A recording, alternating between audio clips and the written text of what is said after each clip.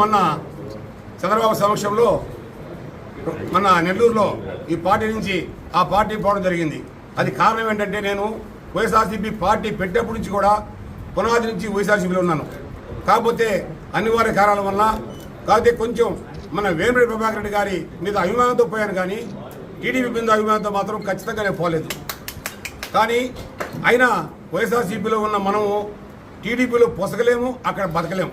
ఎందుకంటే వాళ్ళ సిస్టమ్ వేరు, వాళ్ళ గౌరవం వేరు, వాళ్ళ పద్ధతి వేరు.